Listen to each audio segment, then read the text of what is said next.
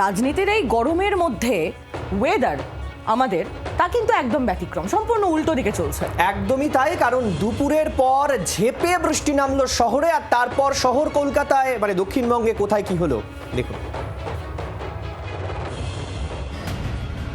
আগেই পূর্বাভাস দিয়েছিল আবহাওয়া দফতর। দক্ষিণবঙ্গের বেশিরভাগ জেলাতেই ঝড় বৃষ্টির কমলা সতর্কতা জারি করেছিল হাওয়া অফিস। পূর্বাভাস মিলিয়ে দুপুরে কলকাতার আকাশে নামলো আঁধার, চলল বজ্র বিদ্যুৎ সহ বৃষ্টি। দমকা হাওয়ায় রাজবাড়ী অ্যাভিনিউয়ে ভেঙে পড়ল বিশাল গাছ, ক্ষতিগ্রস্ত দুটি গাড়ি।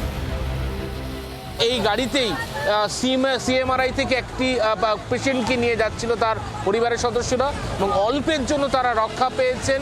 এবং ইতিমধ্যে দেখা যাচ্ছে যে ডিএমজির তরফ থেকে, কলকাতা পুরসভার তরফ থেকে সেই গাছ কেটে একেবারে পরিষ্কার করে গোটা রাস্তা থেকে সরিয়ে দেওয়া হচ্ছে।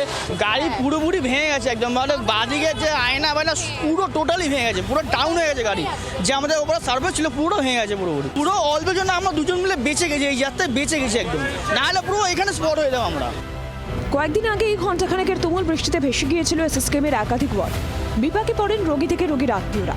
জলের মধ্যে স্ট্রেচারে করে রোগী নিয়ে যাওয়ার ছবি ধরা পড়েছিল জি24 ঘন্টার ক্যামেরায়। প্রশ্ন উঠেছিল, এই ছবির বদল কবে হবে? মাত্র 4 দিনের মধ্যেই বদলালো পরিস্থিতি। বৃষ্টি নামার সঙ্গে সঙ্গে পাম্প বসিয়ে জল বের করার প্রক্রিয়া শুরু করা হয়। দেখতে পাচ্ছেন এসএসকেএম হাসপাতালের যে গাইনোকোলজিক্যাল ওয়ার্ড, যেখানে কয়েকদিন আগে একটানা বৃষ্টিতে ওয়ার্ডের মধ্যে জল ঝুলে গিয়েছিল এবং একটা জলমগ্ন পরিস্থিতির যে ছবি দেখা যাচ্ছিল। কিন্তু এবার সামান্য বৃষ্টি হতেই এই ছবির বদল ঘটেছে। কেন এই কথা বলছি? দেখতে পাচ্ছেন একেবারে আমার পাশেই যে পাম্প, সেই পাম্প ইতিমধ্যেই বসিয়ে দেওয়া হয়েছে। জল যাতে না জমে, জল জমার আগেই বেরিয়ে যায় সেই ব্যবস্থা করা হচ্ছে। ক্যামেরা বুবাইয়ের সঙ্গে অয়ন শর্মা, জি24 ঘন্টা, কলকাতা। বাংলার আওয়াজ, বাঙালির আবেগ, জি24 ঘন্টা।